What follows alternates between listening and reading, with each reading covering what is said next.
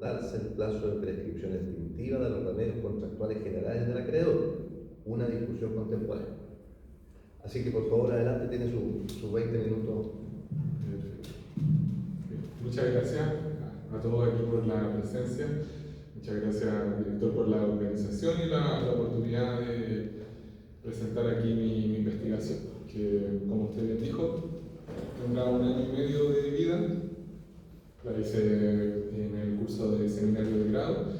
Tiene un nombre un poco largo, que lo podemos resumir en la pregunta: ¿desde cuándo se cuenta la prescripción de los remedios contractuales generales? Que serían la acción de cumplimiento, la acción resolutoria del contrato y la acción de indemnización de perjuicios. Todo esto en materia contractual. El trabajo se divide en estas 3 partes: una introducción que abordaremos ahora en honor al tiempo. Bueno, la prescripción extintiva. La prescripción en general está tratada en el título 42 del libro 4 de nuestro Código Civil. Alessandri, Somarriba y Bodanovich dicen: el legislador decidió tratar en conjunto la prescripción adquisitiva y extintiva por la existencia de 3 reglas comunes: corre, puede y debe, y porque ambas tienen un elemento en común: el transcurso del tiempo.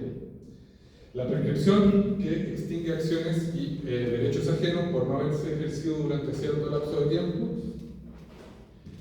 es la prescripción extintiva. El Código Civil dice: la prescripción de este tipo exige solamente cierto lapso de tiempo, en el artículo 2514. Sin embargo, el 2492, al definir conjuntamente ambos tipos de prescripción, nos deja ver que existen unos otros requisitos legales, existen unos demás requisitos legales. ¿Cuáles son? Que la acción sea prescriptible, que la prescripción sea legada, que no esté suspendida la prescripción, que no se haya interrumpido civil o naturalmente, y que haya transcurrido el tiempo fijado por la ley. Y es a propósito de este requisito donde a mí me llamó mucho la atención que por parte de la doctrina había una falta de análisis respecto del momento en que inicia el cómputo de la prescripción. Ya, en derecho todo suele ser discutido, bien analizado, hay reglas generales y excepciones, y acá con una llamativa simplicidad el requisito de que transcurra el plazo fijado por la ley se abordaba de 3 formas. ¿De cuánto plazo se dispone? Bueno, se diferencia entre las prescripciones de largo tiempo y las de corto tiempo. Las de corto tiempo son las prescripciones presuntivas de pago inmediato y las prescripciones especiales que están ahí diseminadas por los distintos títulos del Código Civil. ¿Cómo se computa el plazo? Artículos 48, 49 y 50. Los plazos son de días continuos y de días completos, corren hasta la medianoche del último día. Y el otro aspecto es el que acá me interesa, es desde cuándo se computa este plazo. A falta de regla especial, se dice hay que remitirse a la regla general del 2514, una vez que la obligación se haya hecho exigible. Acá hay una llamativa simplicidad, ¿cierto? Los autores suelen discutir mucho las cosas y a mí me llamó la atención que se dijera: no, desde que la obligación se haya hecho exigible. ¿Y cómo entiendo eso? Bueno, se suele relacionar, se suele vincular para entender la exigibilidad de la obligación con las modalidades del acto jurídico. O sea, la obligación que es pura y simple es exigible desde el momento en el que se contrae, si están sujetas a plazo de condición, una vez que se vence el plazo o que se cumple la condición, ¿cierto?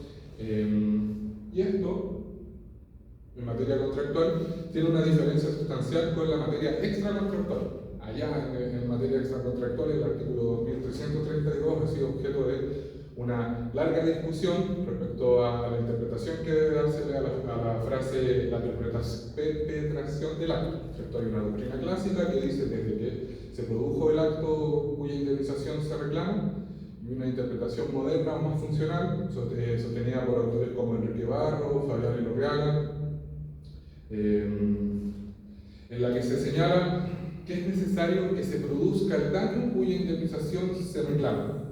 Ellos entienden la frase perpetración del acto como una acción u omisión que una vez se consuma produce el daño y efectivamente da nacimiento a la acción indemnizatoria. No es sino desde que el daño se produce que la acción nace, y no es una vez que la acción nace, que cuando, el momento en el que puede computarse su plazo de prescripción. En este sentido, se dice, la acción que no ha nacido no prescribe. Distinta es la materia desde el punto de vista del derecho civil contractual. En el derecho civil contractual tenemos acciones sometidas a un régimen especial o particular de prescripción, ¿cierto? La acción redivitoria, ¿cierto? 6 meses para los bienes muebles, 1 año para los inmuebles contados desde la entrega. La acción de nulidad por error o dolo, 4 años desde la celebración del contrato. Lo mismo con el pacto comisorio, la acción rescisoria por lesión enorme, sometidas todas a un régimen particular de prescripción. El legislador nos dice el cuánto y el desde cuándo. Pero existen otras acciones que no están sometidas a un régimen especial y se sujetan entonces a la regla supletoria, a la regla general del artículo 2514. Y esto es interesante, la claridad sobre el momento preciso en el que comienza a computarse la prescripción es de vital importancia si entendemos que estamos hablando de la institución insignia de la seguridad jurídica. ¿Ya? Muchas veces es más importante saber desde cuándo se cuenta el plazo que de cuánto plazo se dispone.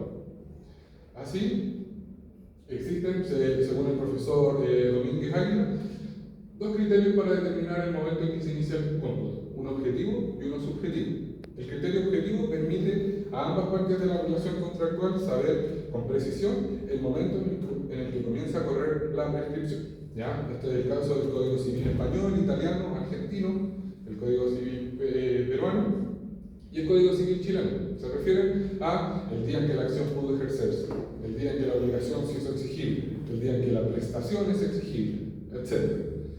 Siguen este criterio también algunas normas especiales del Código Civil, como la acción para pedir la nulidad relativa, la acción del pacto comisorio. Te dicen el día en que se celebró el contrato. Es objetivo.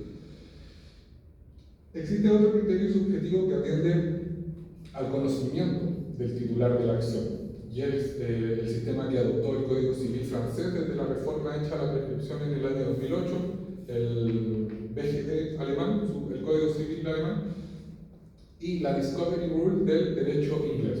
¿Ya? En todos estos sistemas se consagran reglas de prescripción en las que es necesario el conocimiento del titular de la acción para que comience a computarse el plazo.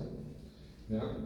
¿Hay acciones en nuestro Código Civil que siguen este criterio? Sí, como por ejemplo la acción de petición de herencia, ¿cierto? Desde que el día en que el legitimario tomó conocimiento de su calidad de tal, o la interpretación funcional o moderna que se da en 2332 en materia de responsabilidad extracontractual.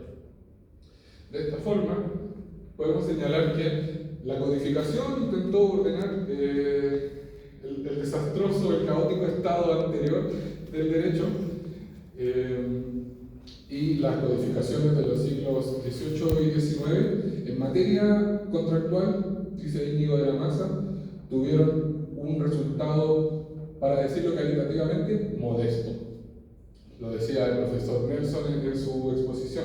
En nuestro código falta una regulación ordenada, una regulación sistemática. Él señalaba un ejemplo, yo acá tengo otros.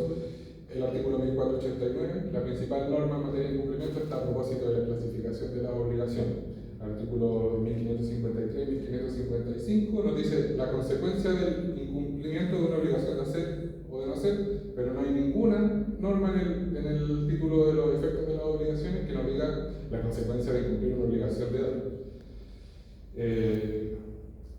Las normas respecto del cumplimiento, de la forma de cumplirse las obligaciones, están tratadas a propósito del pago como modo de extinguir. Entonces, nuestro código es un poquito desordenado. Hay reglas generales ante el incumplimiento, como la acción indemnizatoria, resolutoria, la acción de cumplimiento, la rebaja del precio, la excepción de contrato no cumplido, y otras acciones especiales que están reguladas a propósito de la compraventa o el arrendamiento. Entonces, constatando esta falta de orden y la coexistencia en nuestro derecho de un estatuto general de acciones por incumplimiento contractual y un estatuto especial, podemos advertir que el legislador olvidó señalarle un dies a quo, un momento en el que comienza a correr la prescripción a los remedios contractuales de carácter general. Y es en este punto donde Carlos Pizarro Wilson y Álvaro Vidal Olivares han discutido la materia. Mi intención antes de empezar esta investigación era saber más sobre qué significaba la exigibilidad de la obligación. Entonces, llegué a un artículo de Carlos Pizarro del año 2020 donde trata la noción y función de exigibilidad a propósito del incumplimiento contractual, y basándose en un artículo de Jorge Barahona del año 97, él primero realiza una depuración del concepto, porque Jorge Barahona había agregado algunos elementos que Pizarro estima que no son parte de la exigibilidad. ¿Cuáles son? El retardo y la mora y la iliquidez. Pizarro Wilson los descarta. Dice, el retardo y la mora son posteriores a la exigibilidad y la iliquidez solamente es una imposibilidad temporal de ejecución, pero no es el elemento configurador de la exigibilidad.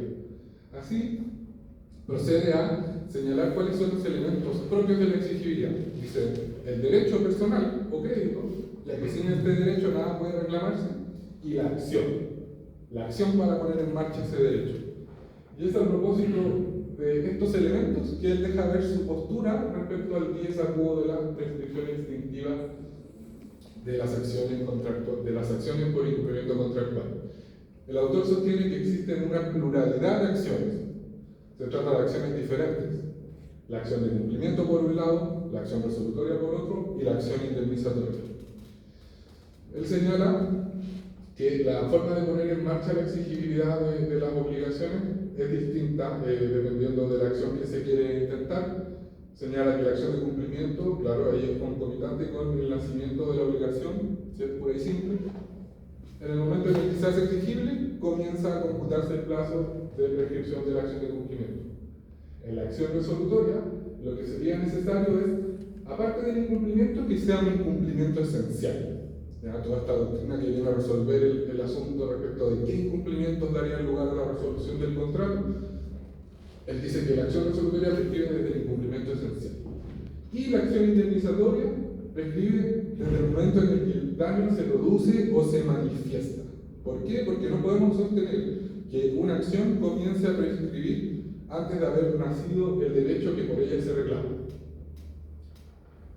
De esta forma aparece Vidal en el año 2024 refutando la tesis que sostuvo Pizarro y señala que el artículo 2514 incurre en una elipsis.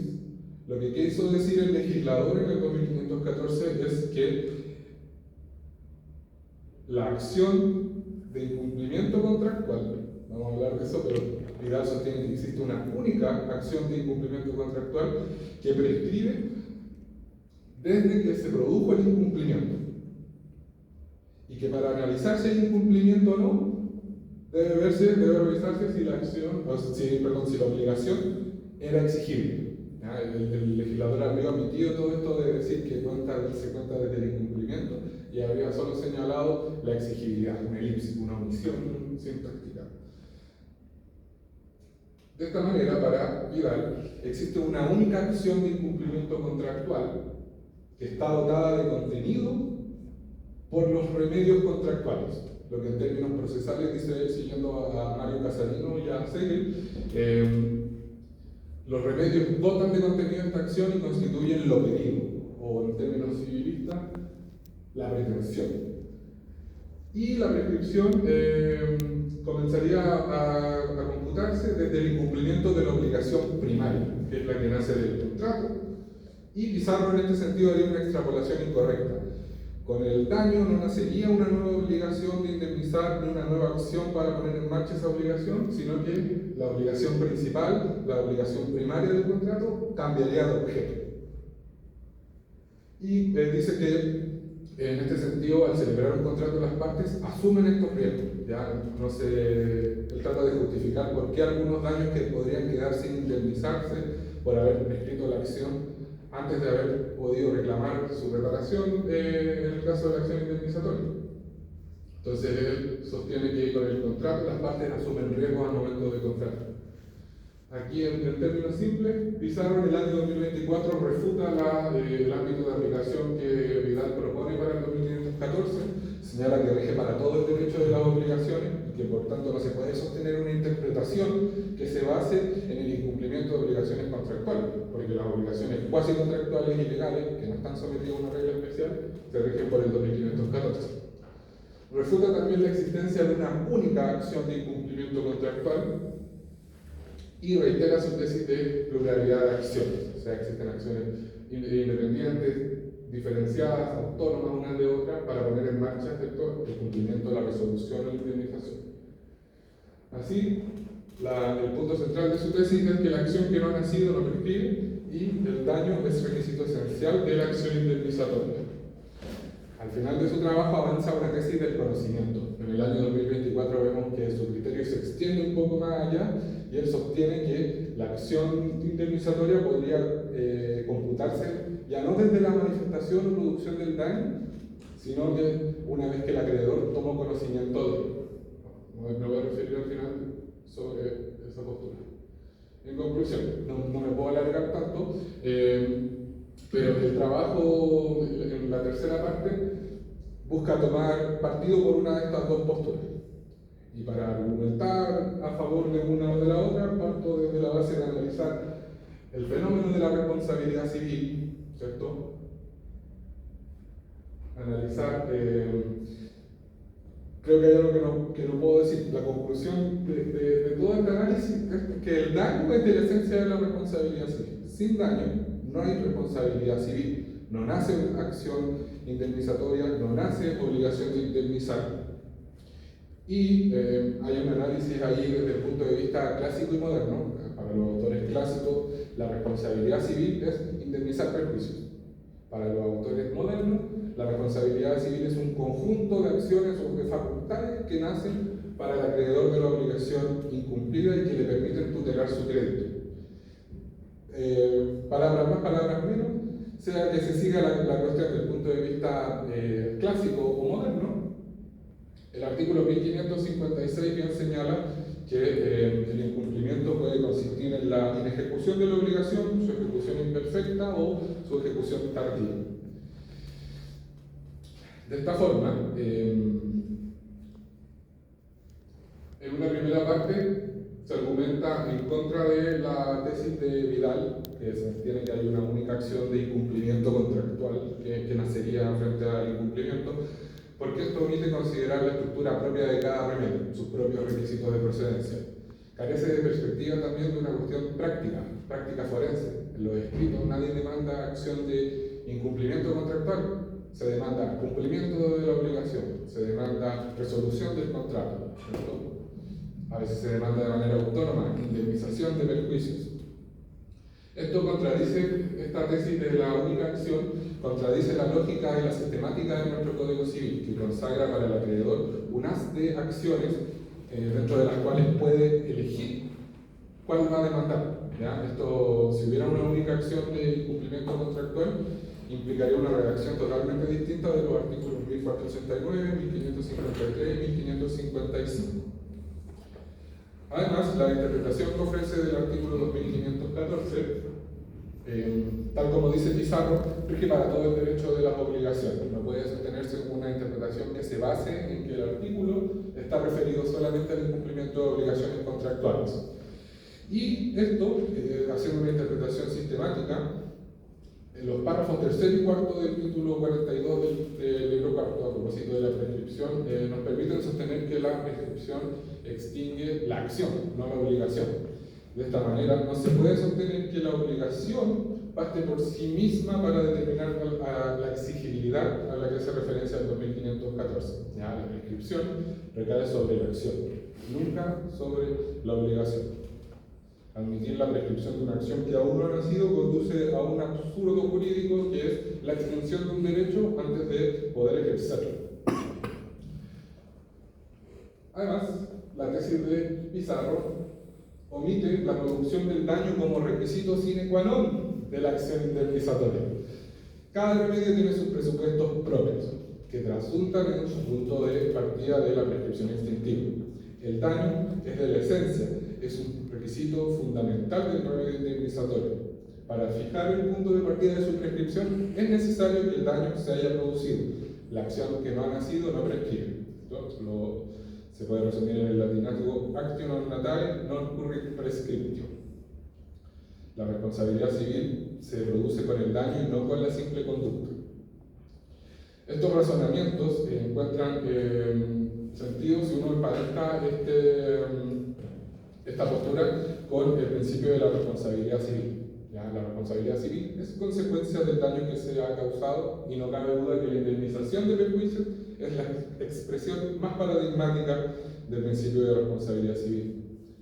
El artículo 1556 respalda la postura, es decir, la indemnización de perjuicios comprende el daño emergente y el lucro cesante, o sea, el daño es presupuesto de la indemnización. No quiero alargarme más porque muchos argumentos están apuntando a esta misma línea. ¿Ya? Si uno le da más favor a la prescripción por sobre a la responsabilidad, contraviene los fundamentos mismos del principio de responsabilidad, no dañar a otro. ¿Por qué vamos a permitir la pérdida anticipada de un derecho, ¿cierto?, en aras de darle una preferencia que estimamos equivocada a la prescripción? ¿Ya? Aparte, a lo imposible nadie está obligado. Otra máxima del derecho. Si el titular de la acción, el futuro titular de la acción indemnizatoria aún no la tiene en su patrimonio, en primer lugar, no la puede interponer, porque se la van a declarar, ¿cierto?, improcedente. Usted no está legitimado para ejercer esta acción. Y de igual manera está expuesto a que la pretensión en definitiva sea desestimada. Acá hay otra máxima, un principio que señala contra non valente magere non currit prescriptio. O sea, al pedido de actuar no le corre preso. En definitiva, sostenemos que existen acciones diferenciadas, independientes, autónomas uno de otro. La acción de cumplimiento prescribe una vez que la obligación se hizo exigible. Esa es la regla general. Pero para la acción resolutoria hay que analizar si se produjo o no este incumplimiento esencial. Esto puede leer sobre el incumplimiento esencial en artículos de Claudia Mejía y también de Álvaro Vidal. Es llamativo que Álvaro Vidal ofrezca una interpretación que no busque la tutela del crédito, la satisfacción del interés del acreedor y sostenga una tesis, ¿cierto?, como tan protector. En este sentido, la acción indemnizatoria, que es lo que me interesa, no va a nacer en el patrimonio del acreedor, sino una vez que el daño se haya producido o se haya manifestado.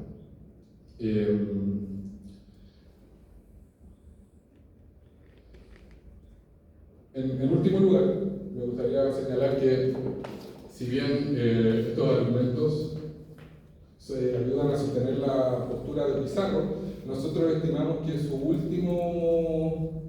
último trabajo respecto a este tema va más allá y extiende ya el criterio a una cuestión de conocimiento del acreedor. Y eso nos resulta un poco complicado por los problemas prácticos que produciría. Siempre se produciría en un juicio civil a la hora de probar la animosidad de intentar probar que el acreedor o el demandante tuvo conocimiento hace poco del daño, ¿cierto? Y se estarían intentando acciones que están prescritas hace rato solamente con el ánimo de probar suerte en juicio. Daría lugar también a ciertos fraudes, entendiendo la lógica de la idiosincrasia del chileno. De esta manera, tenemos que entender que nuestro código está plagado de historicidad, ¿cierto? Obedece a las coordenadas históricas de la época en la que Andrés Bello lo redactó, quien respetó una metodología fuertemente comprometida con las fuentes romanas, pero no tanto con el fenómeno contractual. De esta forma, nuestro Código Civil está en un momento en el que es necesario de repensar, ¿cierto?, para simplificar las reglas que rigen en un mundo complejo. De esta forma, esta interpretación, este trabajo proporciona claridad y solidez respecto del dies a quo de la prescripción extintiva. Es una argumentación que protege el interés lesionado del acreedor y busca fortalecer la coherencia del sistema, ¿cierto? Resguardar el interés del acreedor, pero también la certeza y la seguridad jurídica de las relaciones contractuales. Muchas gracias.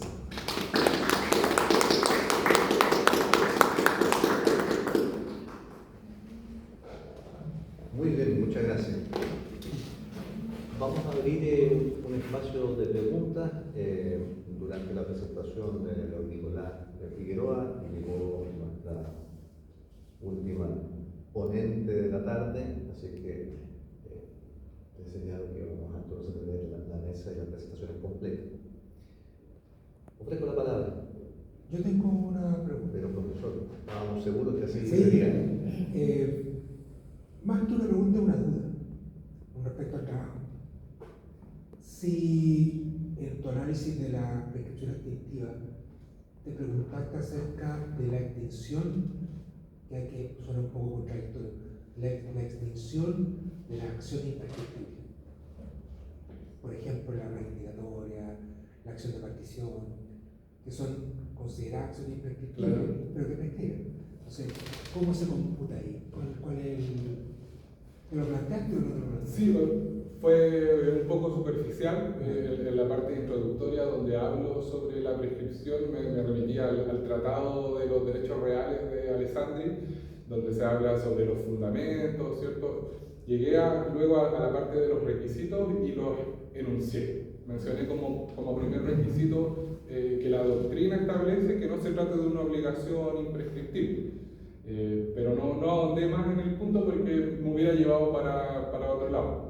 En ese sentido, si uno aplica la regla del 2517, recuerdo, las acciones para reclamar es la que regula esto de que la prescripción adquisitiva del derecho extingue la acción correlativa. Entonces, no era objeto del estudio en este sentido porque quería tratar principalmente las acciones que quedan sujetas a la regla del 2514. Muy bien, muchas gracias. ¿Alguien más quisiera preguntar? Bueno, por favor, adelante. Yo la duda con respecto a materia extraconceptual. Usted comentó hoy con respecto al plazo que se da en el caso de daños, ¿no? ¿Qué pasa si el daño se comprueba en el instante por el plazo de prescripción? Sin embargo, esta persona va a perder la enfermedad y 20 años más por recién el daño? ¿Cómo yo puedo resolver este tema? Usted me dice que entonces se produce un daño físico, de salud, y que no tiene una manera de poder ver el plazo de prescripción de poder argumentar o exigir. Sin embargo, 10 años más me veo enfermo y... Claro, esa es justamente la finalidad que persiguen la postura en materia extracontractual y esta postura que se sostiene hoy en día. Puedo decir que sostengo también hoy en día 3 artículos sobre esta materia. Por eso quería que es necesario porque no me quedó a mí, o sea, no puedo relegar rápidamente con lo que digo. Claro, la gracia de esto es no castigar a quien sufre el daño tiempo después de la prescripción de su acción, porque el Código Civil en materia extracontractual y la interpretación clásica que se hacía ofrece un tiempo de prescripción de 4 años desde la perpetración del acto. O sea, eso era desde que se produjo, por ejemplo, el atropello, ¿cierto? O desde que te picó el bichito. Pero ¿y si ese bichito era una vinchuca y el mal de Chaca se presenta 15 años después? Estas interpretaciones vienen a sanar eso, a darle esa oportunidad a la persona que sufrió el daño de demandar luego, ya no siguiendo una norma objetiva en cuanto al inicio del plazo de prescripción, sino una norma más bien atenuada. En materia extracontractual se dice desde que se sufrió el daño, y ahora con esta postura en materia contractual es lo mismo, desde que el daño se produjo o se manifestó. Tratan de salvar un poco esa objetividad, esa rigidez de la regla original del código, con el fin de tutelar un poquito con mayor intensidad el interés de ese acreedor, de esa persona lesionada. Espero que dar respuesta a su pregunta. Sí, gracias. Bien, muchísimas gracias a ambos, pero particularmente a ustedes, don Nicolás, así que un nuevo aplauso antes de llamar.